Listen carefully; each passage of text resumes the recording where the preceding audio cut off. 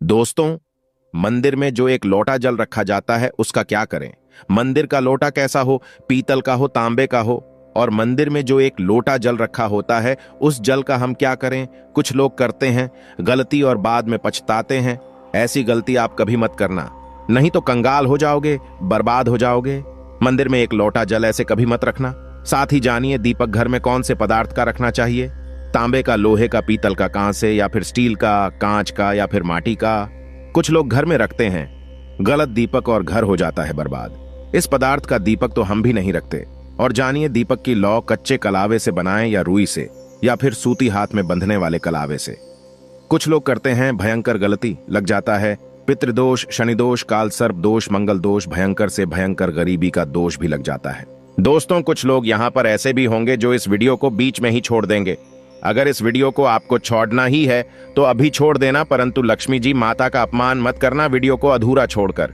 इसलिए आपको घर के मुख्य द्वार पर जल कैसे छिड़कना है इस कार्य विधि को पूरा ही देखे। आधा अधूरा देखने से समझ लेना आप भगवान का अपमान कर रहे हैं। दोस्तों, बहुत समय से आप लोगों के प्रश्न आ रहे हैं कि मुख्य द्वार पर जल छिड़कने का सही समय क्या होता है और सही विधि क्या होती है। किस समय हमें जल छिड़कना चाहिए और क्या मुख्य द्वार पर जल छिड़कने के लिए स्नान करना आवश्यक है या बिना स्नान किए भी मुख्य द्वार पर जल का छिड़काव किया जा सकता है। झाड़ू लगाने से पहले या फिर झाड़ू लगाने के बाद जल छिड़कना चाहिए। और एक और प्रश्न आया है कि क्या पीरियड्स में हम अपने घर के मुख्य द्वार पर जल का छिड़काव कर सकते हैं या मुख्य द्वार पर दीप दान कर सकते हैं। और जल से ही जुड़ा हुआ एक और प्रश्न है आपका कि मंदिर में जो प्रतिदिन हम एक लोटा जल रखते हैं उस जल का हमें क्या करना चाहिए, किस प्रकार प्रयोग करना चाहिए। क्या हम उसे खाने में प्रयोग कर सकते हैं या फिर हम किसी पौधे में डाल सकते हैं। उस जल का उपयोग किस प्रकार से होना चाहिए। और कुछ लोगों का कहना यह है कि जब हम मुख्य द्वार पर जल छिड़कते हैं तो घर के अंदर की तरफ से जल छिड़कें या घर के बाहर की तरफ से जल का छिड़काव करें। इसके बारे में कई लोग शंका में हैं। आज यह शंका भी दूर हो जाएगी। और मुख्य द्वार पर जल छिड़कने से संबंधित आपका अगला प्रश्न है कि कई ऐसे लोग हैं जो कि फ्लैट में रहते हैं, कुछ ऐसे लोग हैं जो कि किराए के मकान में रहते हैं, एक ही कमरे में रहते हैं, तो उन्हें अपने घर पर मुख्य द्वार पर दीपदान किस प्रकार से करना चाहिए, जल कहाँ छिड़कना चाहिए। मतलब वह इस जगह को मुख्य द्वार मानकर वहां पर मुख्य द्वार से जुड़े हुए उपाय करें। तो आज की वीडियो पूरी तरह से आपके प्रश्नों पर ही आधारित है। मुख्य द्वार पर जल छिड़कने का सही समय क्या होता है और सही विधि क्या होती है। तो देखिए, अगर आप मुख्य द्वार पर जल छिड़कते हैं तो आपको ध्यान रखना है कि जल आप एक दिन पहले ही, मतलब रात को सोने से पहले, एक पात्र में कोई भी आप पात्र ले सकते हैं। जैसे कि आप एक तांबे का भी पात्र ले सकते हैं। तांबे का ना हो तो आप पीतल का ले सकते हैं, स्टील का ले सकते हैं, चांदी का ले सकते हैं, जो भी पात्र आपके पास उपलब्ध हो। एक लोटे में थोड़ा सा गंगा जल डाल दीजिए और उसके ऊपर शुद्ध जल भर दीजिए। और हाँ, गंगा जल ना हो तो भी परेशान होने की आवश्यकता नहीं है। सिर्फ शुद्ध जल से भी आप पात्र को भर सकते हैं और उस जल से भरे पात्र को अपने घर की रसोई में रख दीजिए। अब जैसे कि आप अगले दिन सुबह उठकर इस जल का छिड़काव अपने घर के मुख्य द्वार पर करेंगे। अब बहुत से भक्तों के प्रश्न आए हैं कि क्या हम स्नान से पहले यह जल छिड़क सकते हैं या फिर स्नान करना आवश्यक है। देखिए, मुख्य द्वार पर जो सुबह सवेरे सबसे पहले जल छिड़का जाता है, जैसे कि जो रसोई में रखा हुआ जल होता है, ये एक तरीके से उपाय के तौर पर किया जाता है। दोस्तों, घर में किसी भी प्रकार की परेशानी हो, किसी भी प्रकार के दुख दर्द रहता हो, गरीबी हो या फिर कलह क्लेश बहुत अधिक रहता है, मतलब किसी भी प्रकार की नकारात्मक ऊर्जा से आप परेशान हैं, बहुत समय से परेशानियों में ही घिरे हुए हैं, तो ऐसे में घर की रसोई में रखा जाता है और यही जल घर के मुख्य द्वार पर सुबह उठकर छिड़का जाता है। इस जल के छिड़काव से आपके घर की कोई भी परेशानी हो बहुत शीघ्र समाप्त हो जाती है। इस उपाय को करने से आपके घर में सुख समृद्धि भी आती है, कलह क्लेश से भी मुक्ति मिलती है, बीमारियों से भी मुक्ति मिलती है। मतलब देखिए, किसी भी प्रकार की मानसिक परेशानी हो, शारीरिक परेशानी हो, आर्थिक तंगी हो या आपके घर में कोई वास्तु दोष हो, किसी भी प्रकार का ग्रह दोष हो। जैसे कि कई बार ऐसा होता है कि कई लोगों के ऊपर कई प्रकार के बुरे ग्रह दोषों का प्रभाव होता है, जिसकी वजह से घर में परेशानियां हमेशा बनी रहती है। तो ग्रह दोषों के प्रभाव से भी आपको मुक्ति मिलती है। वास्तु दोष और पितृदोष भी समाप्त होता है। इसके साथ ही जैसे कि बहुत से लोगों के प्रश्न होते हैं कि उनके ऊपर किसी ने कुछ कर करा दिया है, उनके परिवार में किसी भी प्रकार की पहले कोई परेशानी नहीं थी, लेकिन अभी कुछ समय से परेशानियां लगातार आती ही जा रही हैं और कोई रास्ता नहीं मिल रहा है। परेशानी से निकालने का तो किसी के भी किए कराए तंत्र मंत्र का प्रभाव हो, किसी की बुरी नजर का प्रभाव हो, तो भी आपके इस उपाय से मतलब इस एक लोटा जल से आपकी परेशानी स्वतः ही कुछ दिनों में समाप्त हो जाती है। तो यह घर की सभी परेशानियों से मुक्ति पाने का रामबाण और सबसे सरल, सबसे आसान उपाय होता है जो हमारे शास्त्रों में वर्णित है। तो आप अपने घर की रसोई में एक लोटा जल रखें, रात में भरकर और प्रातःकाल जल्दी उठकर उसी जल से अपने घर के मुख्य द्वार पर छिड़काव कीजिए। अब जैसे कि बहुत से लोगों के प्रश्न आते हैं कि यह जल हमें किस समय अपने घर के मुख्य द्वार पर छिड़कना चाहिए, तो देखिए, सुबह सूर्योदय होने से पहले इस जल का छिड़काव आपके घर के मुख्य द्वार पर हो जाना चाहिए। आप चाहें इसके बाद आप शुद्ध जल से मतलब किसी भी दूसरे जल से अपने घर के मुख्य द्वार को धोते हैं तो कोई समस्या नहीं है, लेकिन इस जल का छिड़काव घर के मुख्य द्वार पर सूर्योदय होने से पहले हो जाना चाहिए। अब दोस्तों, जैसे आपका अगला प्रश्न है कि क्या हमें स्नान करके इस जल का छिड़काव अपने घर के मुख्य द्वार पर करना चाहिए या फिर बिना स्नान किए भी कर सकते हैं। देखिए, ये जो हम जल छिड़कते हैं मतलब ये एक उपाय होता है, तो इसे हम स्नान करने के बाद नहीं करते हैं। सुबह जल्दी उठते हैं और उठकर सबसे पहले घर की रसोई में जाएंगे। उसके बाद उस जल को लेकर आप घर के मुख्य द्वार पर जाएंगे। मुख्य द्वार खोलकर मतलब मैन गेट खोल दीजिए और उसके बाद मुख्य द्वार पर इसी जल का छिंटा दीजिए, छिड़काव कर दीजिए। और जल का छिड़काव करते समय अपने पितरों का ध्यान कीजिए, मां लक्ष्मी का ध्यान कीजिए, क्योंकि कहा जाता है कि सुबह सुबह मां लक्ष्मी प्रत्येक द्वार पर आती है, सबके द्वार पर आती है। जिनके भी द्वार खुले होते हैं, जिनके घर में जल का छिड़काव मुख्य द्वार पर हुआ रहता है, उसके घर में प्रवेश कर जाती है।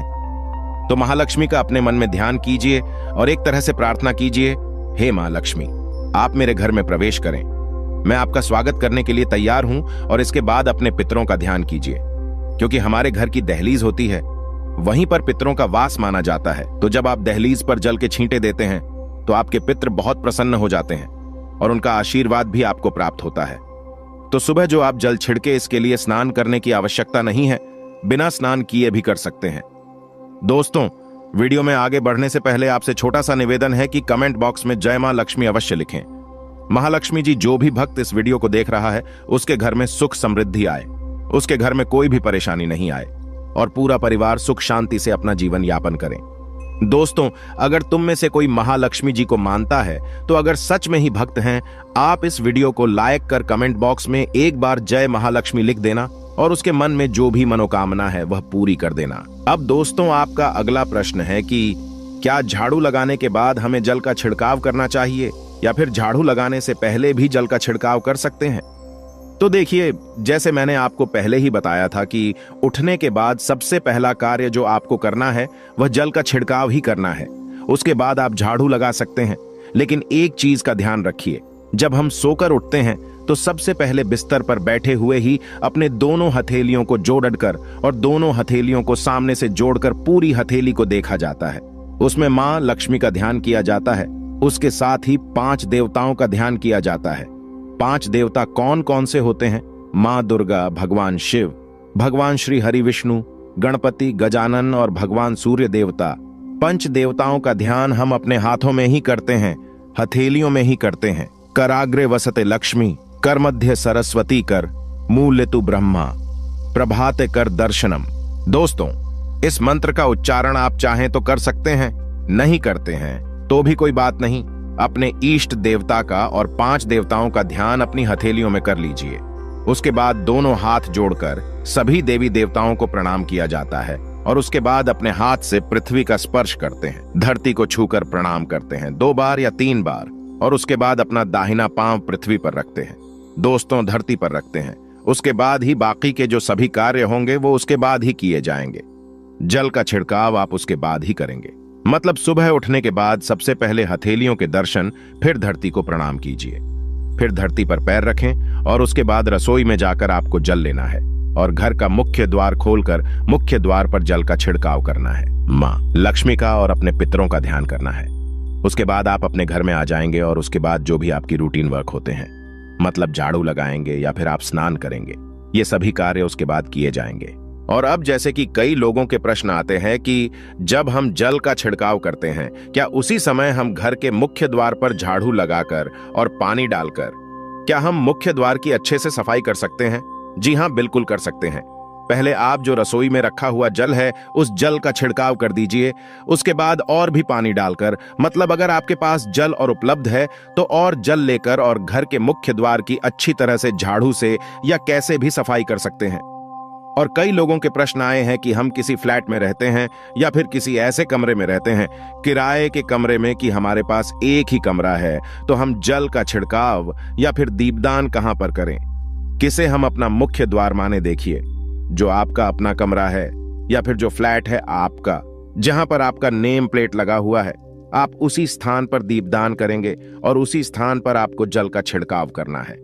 मतलब जहां पर अगर एक ही कमरे का मकान है तो आपके कमरे का दरवाजा है, वहीं पर आपको थोड़ा सा जल छिड़कना है और वहीं पर आप दीपदान भी करेंगे, जो कि मुख्य द्वार से जुड़े हुए उपाय होते हैं। वो आप अपने घर के, मतलब जो अपना कमरा है उसके बिल्कुल दरवाजे के पास ही करेंगे। और आपका अगला प्रश्न है कि क्या पीरियड में हम अपने घर के मुख्य द्वार पर जल का छिड़काव कर सकते हैं, दीपदान कर सकते हैं? देखिए, जल का छिड़काव करने के लिए पीरियड हो या ना हो उससे कोई फर्क नहीं पड़ता, जल का छिड़काव कर सकते हैं। रही बात दीपदान की, तो दीपदान देखिए कार्मिक पूजा में आ जाता है और कार्मिक पूजा हम बिना शुद्ध हुए नहीं कर सकते हैं, मतलब पीरियड समाप्त होने के बाद ही आप कर सकते हैं। दोस्तों, बाकी जल का छिड़काव आप कभी भी कर सकते हैं, पीरियड्स में भी कर सकते हैं, कोई समस्या नहीं है। और अब आपका प्रश्न है कि क्या मंदिर में जो हम जल रखते हैं क्या वो रखना जरूरी है, और अगर हम रखते हैं तो उस जल का क्या करें? देखिए, मंदिर में जल रखना बहुत आवश्यक है। जल एक ऐसी चीज होती है जिसमें सभी प्रकार की जो एनर्जी होती है ऑन ऑब्जर्व हो जाती है। तो जो हम पूजा पाठ करते हैं, मंत्रों का जप करते हैं या वहां पर प्रार्थना करते हैं, जो भी हमारे अपने मन की कामना भी कहते हैं, भगवान से तो सभी चीजें उस जल में समाहित हो जाती हैं। इसीलिए पूजा करने से पहले घर के मंदिर में एक लोटा जल रखा जाता है और उसके बाद दीपदान, मतलब एक दीपक प्रज्वलित कर दिया जाता है। यह अग्नि और जल का एक तरह से बैलेंस भी हो जाता है और इसीलिए शास्त्रों के अनुसार घर के मंदिर में एक लोटा जल भी हमेशा होना चाहिए और दीपक भी प्रज्वलित करना चाहिए। तो अब इस जल का करना क्या चाहिए? देखिए, जब हम जल रखते हैं, सुबह की पूजा में रखते हैं, मतलब सुबह जो हम पूजा करते हैं, प्रातःकालीन पूजा, उस समय जल रखा जाता है और वह जल हम अगले दिन उठते हैं, मतलब जब आप अगले दिन पूजा करने जाते हैं दोस्तों, स्नान इत्यादि करने के बाद तो आप उस जल को उठाते हैं। सबसे पहले तो उस जल का प्रयोग सुन लीजिए। आप अपने घर के सारे कमरों में, मतलब पूरे घर में उस जल का छिड़काव करते हैं, तो इससे आपके घर का शुद्धिकरण हो जाता है, क्योंकि वह बहुत ही पॉजिटिव एनर्जी से भरा हुआ जल होता है। इससे कई बीमारी स्वतः ही दूर हो जाती है। उस जल का छिड़काव करने से किसी भी प्रकार की नकारात्मक ऊर्जा का प्रवेश आपके घर में नहीं होता। किसी भी प्रकार की परेशानी आपके घर में हो, अगर आप नियमित तौर पर उस जल का छिड़काव करें अपने घर में, तो निश्चित ही आप परेशानियों से मुक्ति पा जाते हैं, किसी के कर तंत्र मंत्र के प्रभाव से मुक्ति पा जाते हैं। दूसरा, इसका उपाय आप कर सकते हैं, जैसे कि घर में कोई बीमार है तो आप इस जल को उस व्यक्ति को पीने के लिए दे सकते हैं।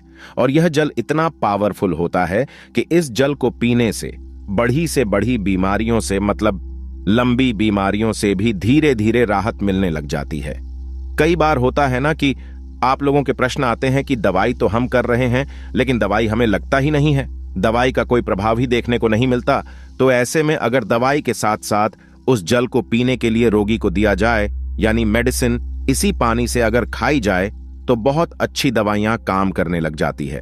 और जैसे कि परिवार में अगर बहुत अधिक कलह क्लेश रहता है, हमेशा आपस में सामंजस्य बनता ही नहीं है, आपस में हर बात पर मतभेद होता है, तो परिवार के सभी सदस्य इस जल में से अगर थोड़ा थोड़ा पीते हैं तो धीरे धीरे विचारों में परिवर्तन आने लग जाता है। सकारात्मक विचार सभी के होने लग जाते हैं और आपस में समन्वय होने लग जाता है। घर से कलह क्लेश और मतभेद हमेशा के लिए समाप्त हो जाते हैं। और मंदिर में रखे हुए जल का अगला उपाय क्या है? देखिए, अगर आप कोई दुकान करते हैं, कोई व्यापारिक स्थल है आपका, तो प्रतिदिन इसी जल में से थोड़ा सा जल ले जाकर दुकान पर, व्यापारिक स्थल पर छिड़काव कीजिए। इससे आपका दुकान, आपका काम बहुत अच्छा चलता है, मतलब किसी भी प्रकार की परेशानी आपके व्यापारिक स्थल पर नहीं आती है, क्योंकि जैसा मैंने आपको बताया, ये जो जल होता है बहुत पावरफुल होता है, बहुत पॉजिटिव होता है। अब मंदिर में रखा एक लोटा जल पावरफुल और पॉजिटिव से भरा क्यों होता है? क्यों इसमें सकारात्मक ऊर्जा का भंडार होता है? आइए जानते हैं। देखिए, जल जो होता है, अमृत हुआ, मीठे मीठे फल हुए, भोजन हुआ, अनाज हुआ, उससे भी बढ़कर माना जाता है। देवी देवता आपके दिए हुए इसी जल को ग्रहण करते हैं। मंदिर में एक लोटा जल रखना उतना ही जरूरी है जितना आप सुबह, दोपहर, शाम का भोजन करते हैं। जब हम भगवान की पूजा करते हैं और तांबे के पात्र में या पीतल के पात्र में एक लोटा जल जरूर रखते हैं। जल जो होता है सागर रूपी होता है और यही सागर आपकी नैया पार लगता है। मंदिर में एक लोटा जल रखने का कारण एक और यह होता है कि जो लोग भगवान को डेली भोजन नहीं करा सकते तो वह मंदिर में एक लोटा जल रखते हैं ताकि भगवान इसे ग्रहण करें और यह जल रूपी प्रसाद इसके अगले दिन, यह सुबह के समय आप प्रसाद समझकर ग्रहण करें। लेकिन याद रहे, मंदिर में रखा लोटा जल कभी भी तुलसी में अर्पित नहीं करना चाहिए। उसके लिए आप अलग से तांबे के पत्र से तुलसी में जल अर्पित कर सकते हैं, क्योंकि यह जल सभी देवी देवता ग्रहण करते हैं, तो इसीलिए तुलसी में डालना वर्जित है। लेकिन हाँ, अगर आपके घर में लड्डू गोपाल है, राधा कृष्ण है और आप एक लोटा जल उनके लिए अर्पित करते हैं, तो आप अगले दिन यानी सुबह के समय वह जल तुलसी में चढ़ा सकते हैं। मंदिर में जो एक लोटा जल रखा होता है, उसके अगले यानी सुबह के समय आप इस जल से अपनी आंखें जरूर धोया करें। इससे आंखों में रोशनी बढ़ती है और आंखों में जितनी भी बीमारी आ जाती है वह दूर होती है। शास्त्रों के अनुसार जो लोग मंदिर में एक लोटा जल भरकर नहीं रखते तो उनके घर में अकाल पड़ जाता है, घर कंगाल हो जाता है, बर्बाद हो जाता है, परिवार में मुसीबतें आ जाती हैं और गरीबी का आगमन हो जाता है। आप चाहें तो एक लोटा जल में पुष्प आदि डालकर रख सकते हैं, बहुत ही शुभ माना जाता है। मंदिर में जो जल रखा जाता है उससे हम और क्या क्या कर सकते हैं, आइए जानते हैं। तो इस जल का छिड़काव करने से बहुत सारी परेशानियां स्वतः ही समाप्त हो जाती है। जैसे अगर आपके दुकान पर किसी की नजर लगी है, बहुत से लोगों के प्रश्न आते हैं कि हमारे काम को किसी ने बांध दिया है, मतलब किसी की बुरी नजर ऐसी लग गई है कि पहले तो दुकान बहुत अच्छी चलती थी, अब नहीं चल रही है, तो आप इस उपाय को कर सकते हैं। निश्चित ही बहुत जल्द ही आपको परेशानियों से मुक्ति मिल जाती है और दिन दुगनी रात चौगुनी आपके व्यापार में तरक्की होती है। और हाँ, मंदिर में रखे हुए जल को आप अपने घर की रसोई में, खाना बनाने में, पीने में भी प्रयोग कर सकते हैं। लेकिन खाना बनाने में प्रयोग तभी कीजिए जबकि आपके घर में बिल्कुल सात्विक भोजन बनता हो, मतलब लहसुन प्याज अगर आपके घर में बनता हो तो खाना बनाने में इस जल का प्रयोग नहीं किया जा सकता है। फिर आप इस जल को थोड़ा थोड़ा परिवार के सदस्य मिलकर ग्रहण कर सकते हैं और बचे हुए जल को आप अपने घर में पौधों में डाल सकते हैं। तो देखिए, ऐसा नहीं है कि मंदिर पर रखा हुआ जल बेकार होता है, किसी काम का नहीं होता है। बहुत सारे उपयोग इस जल के होते हैं। अगर हम सही तरीके से प्रयोग करें तो अपने जीवन की बहुत सारी परेशानियों का समाधान मात्र इस एक लोटा जल से हम कर सकते हैं। तो ध्यान रखिए कि मंत्रों से अभिमंत्रित जल बहुत महत्वपूर्ण होता है, बहुत शक्तिशाली होता है और हमारे घर के मंदिर पर रखा हुआ जल देवताओं का आशीर्वाद होता है, क्योंकि पूरे समय वह देवताओं के पास होता है।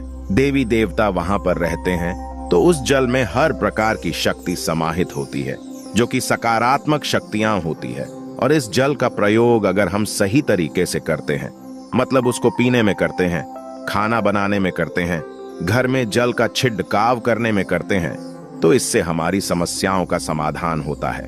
और अगर कोई भी कार्य नियमित तौर पर, मतलब प्रतिदिन किया जाता है, तो उसका हमें लाभ प्राप्त होता है। कभी कभी करेंगे तो निश्चित ही आपको उतना लाभ दिखाई नहीं देगा, लेकिन अगर आप नियम बना लेंगे कि हर रोज उसी जल से घर में छिड़काव करना है, घर में प्रत्येक व्यक्ति को थोड़ा थोड़ा पीने के लिए देना है, बचे हुए जल को पौधों में डाल दीजिए, दुकान पर छिड़क दीजिए, अपने घर के व्यापारिक स्थल पर छिड़काव कीजिए, बच्चों की बुक्स शेष में, अपने घर की तिजोरी में, हर जगह इस जल का छिड़काव कीजिए और नियमित तौर पर कीजिए। चमत्कार आपको निश्चित ही देखने को मिलेगा। इसी प्रकार से जो रसोई में रखा हुआ जल होता है, उसका छिड़काव अपने घर के मुख्य द्वार पर कीजिए, तो इसका भी आपको लाभ बहुत ही शीघ्र दिखाई देगा। लेकिन इसे अपने रूटीन में शामिल करना होगा, प्रतिदिन नियम से यह कार्य करना होगा, तभी आपको लाभ देखने को मिलेंगे। और हाँ, कई लोगों के प्रश्न आते हैं कि मंदिर पर जो रखा हुआ जल होता है, तो जब हम अगले दिन उठाते हैं तो उसमें कई बार कुछ चीजें पड़ जाती हैं, कोई कीड़े मकोड़े पड़े जाते हैं। क्योंकि खुला होता है तो क्या हम उसे ढक सकते हैं? जी हाँ, बिल्कुल ढक सकते हैं। जब आप पूजा करते हैं सुबह के समय, तो जब तक पूजा कर रहे हैं, जब तक मंत्रोच्चारण कर रहे हैं, तब तक जल खुला रखिए।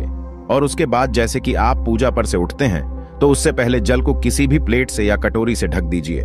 फिर जब आप अगले दिन उस जल को उठाएंगे तो बिल्कुल शुद्ध और साफ सुथरा जल आपको मिलेगा और उस जल का प्रयोग आप अपने किसी भी कार्य में कर सकते हैं। और दोस्तों, आप जब भी घर के मुख्य द्वार पर जल छिड़काव करें तो गणेश जी भगवान का यह मंत्र जरूर बोले, ओम गणपतये नमः। और जो हमने आपको वीडियो में बताया है उसे ध्यान पूर्वक अच्छी तरीके से समझकर अपने घर के मुख्य द्वार पर जल का छिड़काव करें। दोस्तों, अब जानते हैं दीपक किस पदार्थ का होना चाहिए, लोहे का, तांबे का, पीतल का, कांसे का, या फिर स्टील का, या माटी का, या कांच का। आखिर घर में कौन सा दीपक शुभ माना जाता है रखना?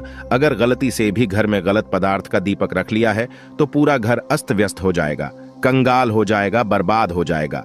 दोस्तों देखिए, स्टील के दीपक में पूजा करना घर में शनि को कुपित करता है। घर में लोहे के दीपक में पूजा नहीं करना चाहिए, घर बर्बाद हो जाता है, गरीबी आ जाती है। बाजार में लोगों को लुभाने के लिए कांच के दीपक भी आ गए हैं, बिल्कुल भी गलती से भी घर ना लाएं, नहीं तो राहु केतु आपके घर चले आएंगे और घर बर्बाद हो जाएगा। कांच का दीपक शनि और राहु को नाराज करता है, इससे निकली लौ घर में तबाही ला सकती है। कांच का गर्म होना घर में रोग दोष परेशानी उत्पन्न होती है। कच्चा कलवा तथा रुई का दीपक ही जलाना सर्वश्रेष्ठ माना जाता है। जो लोग सूती धागा जो हाथ पर बांधा जाता है, कलवा उससे लौ की बाती बनाते हैं, तो उस घर में परेशानी और गरीबी आ जाती है। हुई और कच्चा कलवा ही शुभ माना जाता है। तांबे का दीपक, पीतल का दीपक, माटी का दीपक धन की देवी माता लक्ष्मी को आकर्षित करता है। घर में कोई और दीपक नहीं लाना चाहिए। पीतल और माटी का दीपक शुभ और मंगलकारी माना जाता है, जिससे शनि और राहु केतु भी प्रसन्न रहते हैं, मंगल भी भारी नहीं होता। दोस्तों, अब जानते हैं घर के बाहर या घर के अंदर दीपक जलाने के फायदे जानकर आप चौंक जाएंगे। खासकर घर के बाहर दीपक जलाने से 5 वो फायदे जो आपको चौंकाने वाले हैं। दोस्तों, ये बात तो आप जानते हैं कि भगवान की पूजा के दौरान दीपक जरूर जलाया जाता है। हिंदू धर्म में पूजा करते वक्त लोग देशी घी या सरसों के तेल का दीपक जरूर जलाते हैं तथा तिल के तेल का दीपक भी जलाते हैं। हालांकि पूजा के लिए भगवान के सामने दीपक जलाना सिर्फ पूजा का एक तरीका ही नहीं है, बल्कि घर में दिया जलाना या घर के बाहर दिया जलाना कई तरह के फायदे मिलते हैं। दीपक जलाने से न सिर्फ कई शक्तियां जागृत होती हैं, बल्कि ये 5 बड़े फायदे भी मिलते हैं। तो चलिए जानते हैं। दोस्तों, नंबर 1, पृथ्वी से अंधकार होता है। दूर घर में दीपक जलाने से घर का अंधकार तो दूर होता ही है, साथ ही नकारात्मक ऊर्जा को भी कोसों दूर रखती हैं। जहां पर दीपक जलता है तो वहां पर सकारात्मक ऊर्जा का वास होता है। जाहिर सी बात है, जब घर में सकारात्मक ऊर्जा होगी तब भगवान का वास होगा। इसीलिए घर में शाम होने से पहले, रात होने से पहले दीपक अवश्य जलाया जाता है, ताकि घर में कोई गलत नकारात्मक ऊर्जा प्रवेश न कर पाए। दोस्तों, तेल से जले दीपक का प्रभाव उसके भुजने के आधे घंटे बाद तक वातावरण में बना रहता है, जबकि शुद्ध देसी घी का दीपक भूजने के बाद करीब 4 घंटे तक वातावरण को सकारात्मक रखता है। दोस्तों, नंबर 2, हानिकारक कणों का होता है नाश। दीपक जलाना न सिर्फ धार्मिक नजरिए से फायदेमंद है, बल्कि वैज्ञानिक दृष्टिकोण से भी ये फायदा पहुंचाता है। जब घर में शुद्ध घी या सरसों के तेल से दीपक जलाया जाता है तो उसके धुएं से घर के माहौल में सात्विकता आती है और इससे आसपास के वातावरण में मौजूद हानिकारक कणों का भी नाश होता है। दोस्तों, नंबर 3, घर में होता है सुख समृद्धि का वास। जिस घर में सुबह और शाम के वक्त भगवान के सामने दीपक जलाया जाता है तो उस घर पर हमेशा माता लक्ष्मी मेहरबान होती है। ऐसे घर में सुख समृद्धि का वास होता है। मान्यता है कि दीपक की लौ पूर्व दिशा में रखने से व्यक्ति दीर्घायु होता है, जबकि उत्तर दिशा में लौ रखने से घर में धन और संपन्नता बढ़ती है। दीपक न सिर्फ हमारे घर के अंधकार को दूर करता है, बल्कि यह हमारे जीवन को भी अंधकार से प्रकाश की तरफ बढ़ाता है। दोस्तों, नंबर 4, बीमारियों को दूर भगाने में मददगार। घर में दिया जलाने से बीमारियां घर के आसपास भी नहीं भटकती। घर के सभी परिवार सदस्यों को हर बीमारी से बचाव मिलता है। खासकर दीपक के साथ एक लौंग जलाने से इसका असर दुगना हो जाता है। घी में चर्म रोग दूर करने के सारे गुण मौजूद होते हैं, इसलिए घी का दिया जलाना सेहत के लिहाजा से काफी फायदेमंद है। दोस्तों, बात करते हैं नंबर 5 की। शुभ शक्तियां होती हैं आकर्षित। सनातन धर्म के अनुसार जिस घर में सुबह शाम दीपक जलाया जाता है तो वहां कभी अंधकार नहीं होता। उस घर में सुख समृद्धि का वास होता है। इतना ही नहीं, जलता हुआ दिया शुभ शक्तियों को चुंबक की तरह आपके घर की ओर खींचता है, जो कि आपके लिए बहुत ही शुभ माना जाता है। दोस्तों, अब जानते हैं मंदिर में घंटी क्यों बजाई जाती है, घंटा क्यों बजाया जाता है, ताली क्यों बजाई जाती है। मंदिर के अंदर कारण क्या है? शंकर के मंदिर में घंटी क्यों बजाई जाती है? शंकर के मंदिर में घंटी को क्यों बजाया जाता है? ताली को बजाना क्यों ना करा जाता है? शिव मंदिर में किस लिए करा जाता है? तो ये पुराण है कि मंदिर के अंदर या घर के अंदर आप गरुण घंटी जब जाते हो, घंटी का नाद जब करते हो, तो शिव महापुराण की कथा और लिंग पुराण की कथा, विष्णु पुराण की कथा कहती है मात्र घंटी का नाद कर देने से जितने भूमि पर तीर्थ है, जितने साधक साधना कर रहे होते हैं, जितने तप कर रहे होते हैं, जितनी पवित्र नारी स्त्री का पालन कर रही होती है, जितने दान हो रहे होते हैं, कुछ समय पर जिस समय तुमने घंटी बजाई है उस पल वो सारे पुण्य घंटी का नाद करते से तुम्हारे खाते में आ जाते हैं। शंकर जी के मंदिर में जाकर ताली का नाद किया जाता है। ताली शिव मंदिर में क्यों बजाई जाती है? मंदिर में जितने भी बैठे होंगे, जो भजन कर रहे होंगे, जो साधना कर रहे हैं, अभिषेक कर रहा है, पूजन कर रहा है, 3 बार ताली बजाने से उनका सारा का सारा पुण्य हमारे खाते में आ जाता है, खींचा चला आता है। हमारा भाग्य प्रबल हो जाता है, 1 सेकंड में हमारे खाते में आ जाता है और हमें लगता है हम शंकर को रिझा रहे हैं। शंकर को रिझाएं, शिव जरूर देते हैं। घर में गरुड़ घंटी का नाद करना। दोस्तों, इसलिए बच्चों को खेलने के लिए घंटी नहीं दी जाती। गरुड़ घंटी कोई खेलने को नहीं देता। दूसरा सामान दे देंगे पर गरुड़ घंटी नहीं देंगे। क्यों नहीं देते? क्योंकि गरुड़ घंटी का जब नाद किया जाता है तो सबका पुण्य हमारे खाते में जाता है। कोई साधारण है घंटी बजाना? पूजन के समय, स्मरण के समय पर भजन आदि करना चाहिए, इसलिए घंटी भी हर कभी नहीं बजाई जाती। और आपसे भी निवेदन है, मंदिर में भी जाओ तो घंटी का नाद करो तो बड़े प्रेम से करो, ऐसे नहीं बजाओ, बजाए जाओ बजाए जाओ। कई मंदिरों में मंदिर का पट बंद हो जाता है तो भी लोग घंटी बजा देते हैं, दोष लगता है। भगवान अगर मंदिर में सो रहे हैं तो उस समय घंटी बजाना घोर पाप माना जाता है।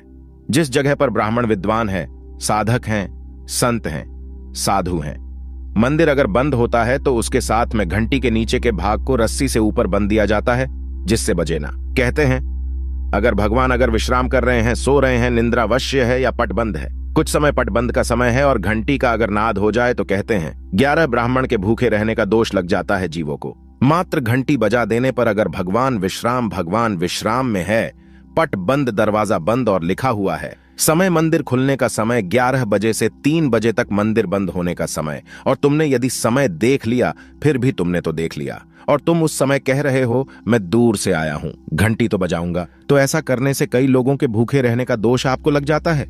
घंटी बजाने का सबसे शुभ समय माना जाता है सुबह 4 बजे से लेकर सुबह 11 बजे तक अत्यंत दुर्लभ और मंगलकारी माना जाता है। इस समय घंटी बजाना और रात के समय शाम 6 बजे से लेकर रात 11 बजे से पहले तक पूजा पाठ तथा घंटी बजा लेनी चाहिए, क्योंकि 12 से पहले तथा 12 के बाद मंदिर के पट बंद कर दिए जाते हैं। इस समय देवी देवता विश्राम करते हैं, निद्रा में चले जाते हैं। इस समय उन्हें जगाना मतलब घोर पाप का भागीदार बनने के बराबर है। आप अपने पुण्य नष्ट कर सकते हैं। अगर आप थोड़ा बहुत भी माता लक्ष्मी का सम्मान करते हैं तो 1 लाइक जरूर करना।